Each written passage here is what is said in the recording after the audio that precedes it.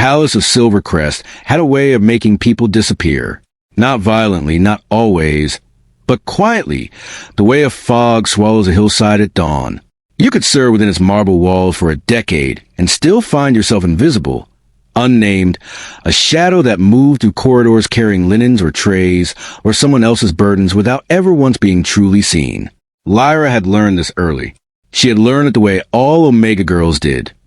Through silence, through smallness, through the careful art of taking up as little space as possible in a world that had never once asked for her presence. She was 22 years old, and she had worked in the Silvercrest Palace since she was 15. 7 years of pre-dawn mornings and candle-burn nights.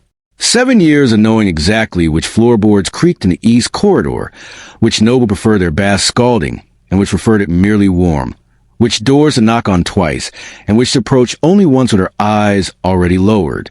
She was good at her work, meticulous, even though no one had ever said so aloud. In the palace hierarchy, Omegas were not complimented. They were simply left uncorrected, and that was close enough. Tonight, she should have been asleep 3 hours ago. The head steward, a narrow man with a narrower sense of mercy, had pulled her from her evening duties to cover for a girl who had fallen ill in the lower quarters. A last-minute bathing preparation for a visiting noble from the Northern Territory, Lord Aldrich, fat with self-importance and reportedly fond of imported bathing salts and chambers warmed to an exact and insufferable temperature. Lyra had not complained. She had gathered her supplies. The salts, the warm towels, the oils that smelled of cedar and crushed juniper, and she had set off to the palace's upper east wing without a word. But the palace was vast, and she was exhausted, and the upper east wing had recently been reorganized following the relocation of the Royal Guard's night rotation. The corridor she normally used was blocked by a temporary iron partition, a detour notice scrawled in chalk on the stone. She had turned left instead of right, then left again. The candle she carried guttered twice in a draft she didn't understand, and by the time she reached the heavy carved door at the end of the corridor, dark ashwood, embossed with the silver crest of a crescent moon and crossed wolves, she had simply assumed she had arrived. The door was unlocked. That should have told her something. She pushed it open and stepped inside. The chamber was enormous. Where Lord Aldrich's borrowed room was comfortable in a functional, dignified way, this room was something else entirely, something that existed beyond the vocabulary of comfort. The ceiling soared. The stone walls were draped in deep charcoal tapestries threaded with silver, and the floor beneath her feet shifted from cold marble to dark wood to a great fur rug that spread like a pelt before a fireplace, which burned low and gold and steady. The furniture was sparse but massive. A desk of black oak, a chair built like a throne, a bed in the far corner half hidden behind partition screen that made her avert her eyes out of instinct.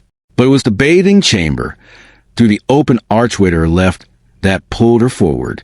She told herself later that she had only meant to prepare it, that she had crossed the threshold carrying her salts and her towels like a professional, like a servant, like a girl who knew her place. But the bath was already filled, deep and steaming, clearly drawn by someone else earlier in the evening, and the scent that rose from it was unlike anything she had ever encountered. Not floral, not chemical.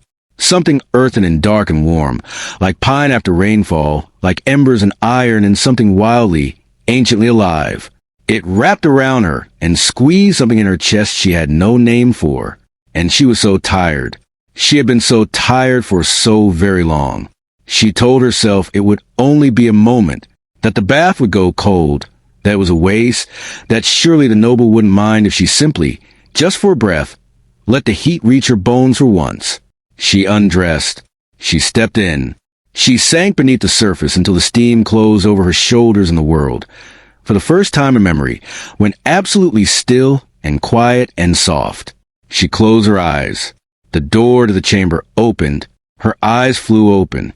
Standing in the archway, broad-shouldered, still as granite, dressed in the riding clothes of a man returned from something long and exhausting, was a figure she recognized from a single portrait hung in the great hall, a portrait she had always been careful not to look at for too long.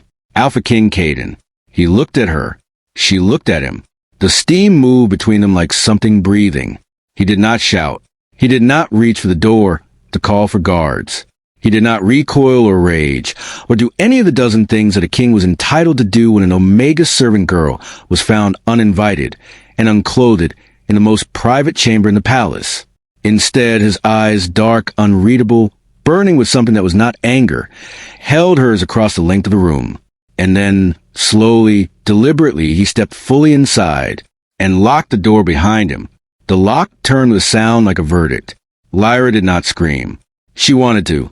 The instinct rose in her throat like a wave and crashed there, held back by something older and more animal than fear. Some deep, wordless part of her had gone completely still. The way prey goes still not from surrender, but from an ancient understanding that movement, right now, would be the wrong choice.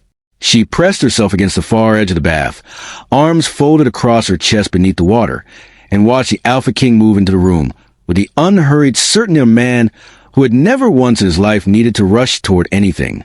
He was larger than the portrait had suggested. The painting in the great hall had captured his severity. The sharp jaw, the dark eyes, the expression carved from something colder than indifference, but it failed entirely to capture where he occupied space. He did not fill a room the way loud men did, with noise and gesture and a constant need to be witnessed. He filled it the way a storm fills a valley, silently, completely, leaving no corner untouched by his presence. Lyra felt it against her skin, even from across the chamber. A pressure, a pull, something that made no logical sense and made every other kind. He stopped at the edge of the bathing chamber's archway and studied her. Not the way men sometimes studied women, with a kind of careless ownership that made her feel like inventory. He studied her the way someone studies a thing they've been looking for, without knowing they were looking. With a recognition so deep it seemed to confuse even him. "You have committed an offense," he said. His voice was low and even, like a blade kept in its sheath. "Entering the king's private chamber, without summons. The punishment is exile from Silver Crest.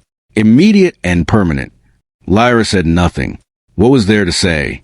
"And yet," he continued and took one step closer, "I find I have no interest in enforcing that particular law this evening."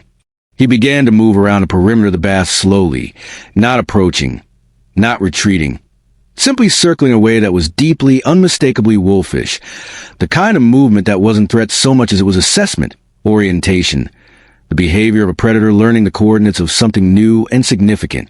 Lyra turned with him, unable to stop herself, unable to look away.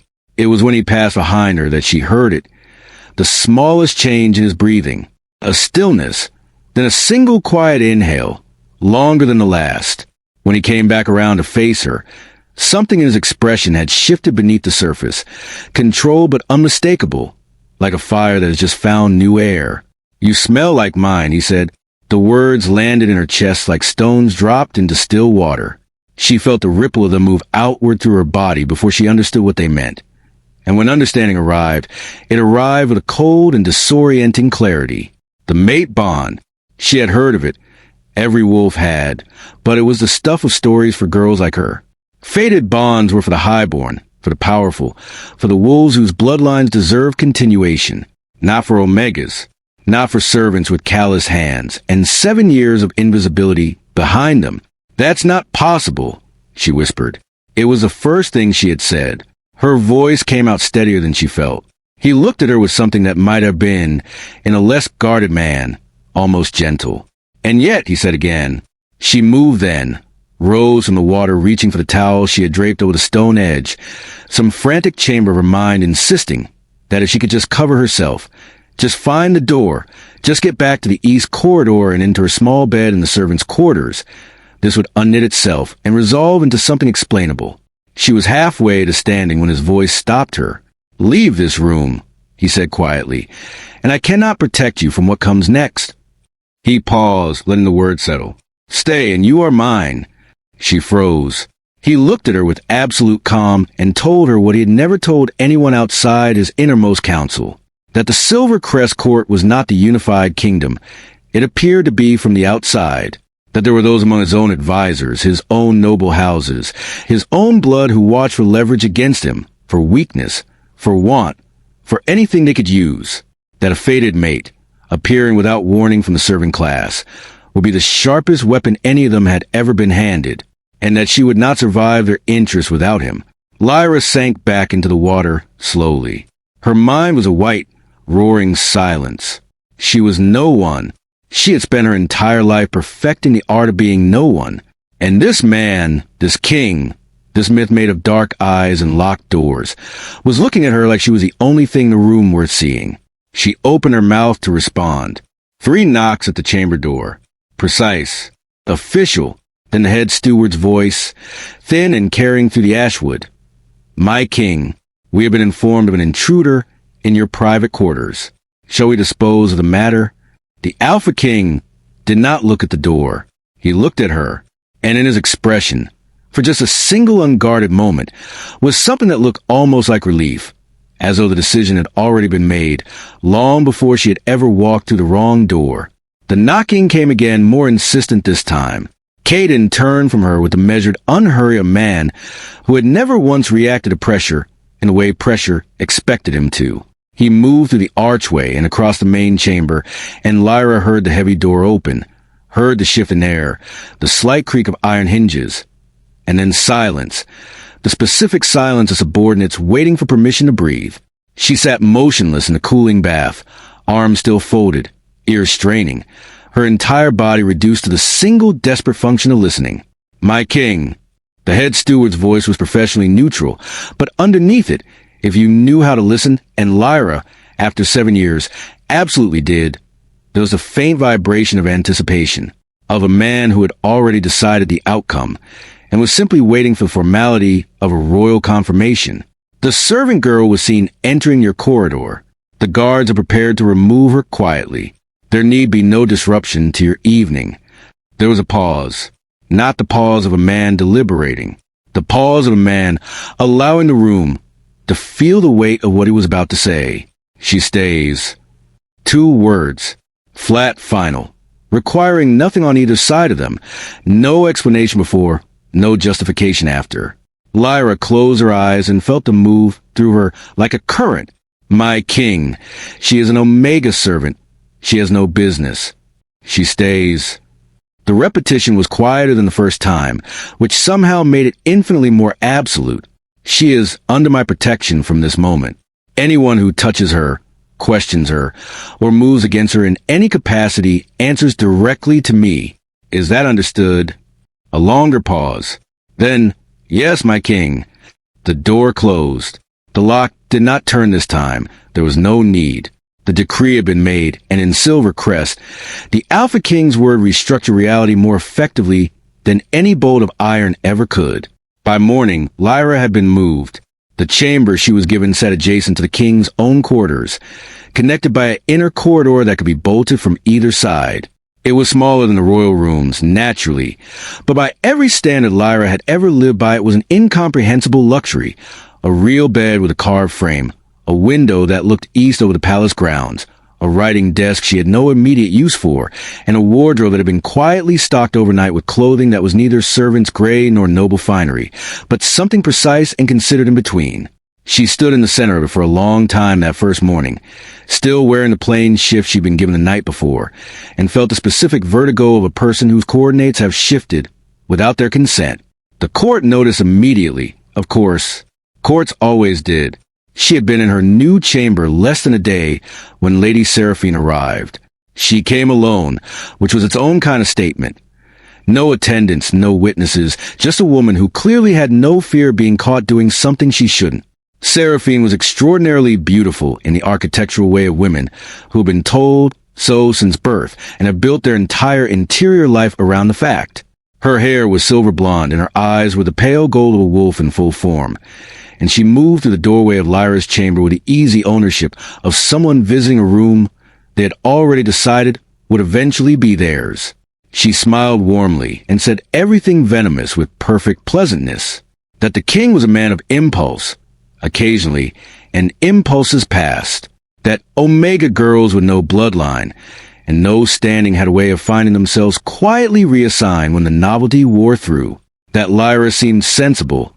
She could see that clearly, and sensible girls knew when a situation was above them, and bowed out gracefully before the alternative was chosen for them. She said all of this while looking around the chamber with a faint proprietary interest. The way a person looks at furniture, they are already planning to rearrange. Lyra said very little.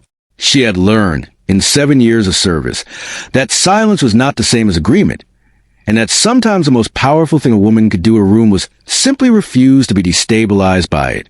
She met Seraphine's pale gold eyes and held them until the lady's smile tightened by a fraction, and then she thanked her for her visit with a kind of quiet courtesy that could not be criticized and could not be mistaken for submission. Seraphine left, but the cold she brought lingered for hours. Caden came to her corridor that evening, not to her chamber, but to the connecting door, stopping just outside it in a way that felt, despite everything, considerate. He spoke through the wood, told her he would not enter without her permission, told her she was free to bolt the door and he would respect it. She didn't bolt it. She opened it, and they stood in the narrow connecting corridor in a low light and talked, not about bonds or courts or threats, but about smaller things, careful things, the kind of conversation two people have when they are quietly learning whether the other is safe. She saw it then, in the pauses between his words and the way he held himself slightly apart from her, as though proximity required her explicit invitation. The exhaustion beneath the authority. A man who had ruled alone for so long that he had forgotten ruling was not the same as living. A man who was, beneath the legend and the locked doors and the voice that restructured reality, simply very tired of having no one to be honest with. She asked him, because she needed to know, because not knowing was its own kind of unbearable, "Why haven't you sent me away?" He looked at her for a long moment in the low corridor light, and then he said it with the simplicity of a man stating something that required, to his mind, no elaboration whatsoever. "You are mine." Her composure didn't shatter. It did something quieter and more permanent. It simply reorganized itself around the words, making space for them the way a living thing makes space for something it intends to carry forward. She looked at him and felt, for the first time in her adult life, the specific and terrifying sensation of being seen completely and not found wanting. She went to sleep that night with the bolt undrawn, and her heart beating in a rhythm she didn't yet have a name for. In the morning, she found the letter. It had been slipped beneath her door in the dark hours. No seal, no signature, the handwriting careful and anonymous. She unfolded it with steady hands and read it once, then again, and the words arranged themselves into a single cold meaning. Leave by morning. Walk away from the king, from the chamber, from whatever delusion had taken root in her Omega mind. Leave, or the people she loved, her mother in the lower village, her younger brother still in school, would be made to understand the cost of her ambition. She folded the letter. She set it on the writing desk she had no use for, and she sat in the first real silence of her life and decided what kind of woman she was going to be. She made her decision before the sun fully rose. It came to her not in a moment of dramatic clarity, but in the quiet, incremental way that true decisions always arrive, not as a single wave, but as a tide, persistent and inevitable, reshaping the shoreline of her without permission. She had sat with the letter through the gray pre-dawn hours, turning it over in her hands, reading it until the words stopped meaning anything and started meaning everything, and somewhere in that long and lightless vigil she had understood something about herself that 7 years of invisibility had buried so deeply she had nearly forgotten it was there. She was not the kind of woman who disappeared to protect someone else's comfort. She never had been. She had simply never before been given a reason large enough to remember it. She would go to Caden. She would release him. It was the only honorable path she could see from where she stood.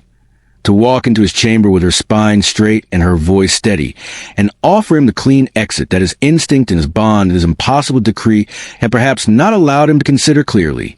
She would tell him that she was no one, that she came from nothing, that whatever the wolf bond had decided in its ancient and indiscriminate wisdom, the arithmetic of their lives did not balance.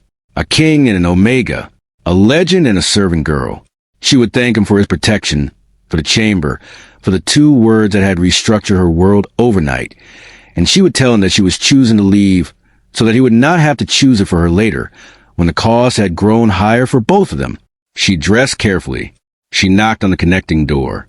He opened it almost immediately, as though he had been awake as long as she had, which she suspected was true. He was dressed but undone at the collar, his dark hair unguarded in a way that the daylight hours never permitted, and he looked at her face with particular attention, a man who already knows what is coming and has decided how he intends to receive it. She told him. All of it. The letter, her family, her reasoning. She laid it out with the quiet precision of someone who has rehearsed for composure and is determined to maintain it. And she finished by extending toward him, with both hands, the folded letter and with it the last leverage he had over her staying. She told him she released him from whatever obligation bond had created. She told him she was grateful. She told him goodbye with as much dignity as she had ever possessed, which, it turned out, was considerably more than she had previously given herself credit for. Caden looked at the letter in her hands. He did not take it. "I know about the letter," he said. She stilled. He told her then, with the same quiet evenness he had used when he first told her stay, that his network inside the palace walls was absolute and had been for years, built not from paranoia but from a hard education of man who had learned early that the greatest threats never announced themselves at the front gate. He had known about the letter within an hour of its delivery. He had known the hand behind it, a minor lord in Seraphine's circle, ambitious and foolish in particular combination that made men dangerous. He had already moved against the threat. Her mother in the lower village had a royal guard posted at her door before dawn. Her brother had been quietly transferred to school in the inner citadel, closer and safer, the paperwork already signed. He had done all of it before she had come to him, before she had knocked on the connecting door, with her goodbye prepared and her composure assembled like armor. He had done it because a decision for him had never been in question. "I have ruled alone for a decade," he said, and his voice was still even, but beneath it something had loosened, some final interior restraint releasing like a rope that has been held too long. "I have given everything I am to this kingdom and asked nothing for myself. I have been the legend they needed and the king they required, and I have done it without complaint because it was my duty, and I understood duty before I understood anything else." He looked at her, really looked at her, with all of it unshielded, the exhaustion and the want and the long, quiet ferocity of a man who has finally found the one thing he intends to keep. "I want you, not the bond, you." The woman who held Seraphine's eyes without flinching and thanked her for the visit with a courtesy that was its own kind of devastation. The woman standing in front of me right now offered me a freedom I have absolutely no interest in. He paused. "I do not make mistakes about what is mine." The letter fell from her hands. Neither of them watched it fall. What happened next was not the crashing, consuming surrender of people who have lost themselves to something larger. It was quieter than that and more permanent. It was a specific and irreversible moment of two people choosing each other with full knowledge of the cost. The way you choose something not because it is easy, but because the alternative, a life without it, has become genuinely unimaginable. She stepped toward him. He closed the remaining distance.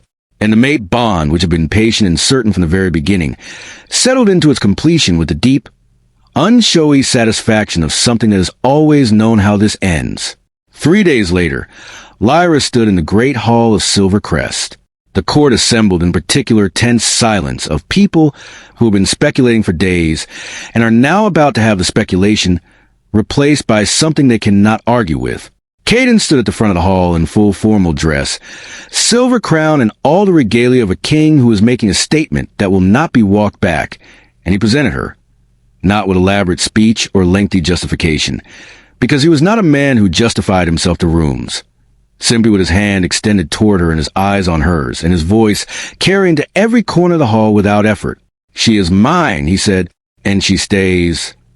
Seraphine stood in the third row, the evidence of her involvement in the letter, and in several older machinations that Caden's network had been assembling quietly for months, was delivered to the assembled court that same morning through his head of intelligence, a small and terrifyingly competent woman, who presented facts the way other people presented weapons.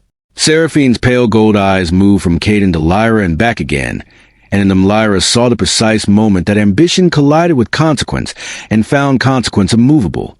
She was escorted from the hall with her dignity technically intact and her power entirely dismantled, which Lyra suspected was the more devastating of the two outcomes. That evening, Lyra returned to the bathing chamber. She had not been back since the night that had changed everything, and stepping through the archway again was a strange and layered experience. She felt the ghost of her former self still there, bone-tired and overworked and sinking into stolen warmth, believing herself alone and unobserved and, for one suspended moment, simply at peace. She lowered herself into the water and let the steam rise around her and breathed. The door opened behind her. She did not startle. She did not freeze. She turned her head and found Caden standing in the archway, and this time his expression was open in a way the portrait would never capture, unguarded in a way the great hall would never see, belonging entirely to this room and to her. He crossed toward her without locking the door behind him, because there was nothing left to keep out. This time, neither of them was lost. This time, they were exactly where they were meant to be.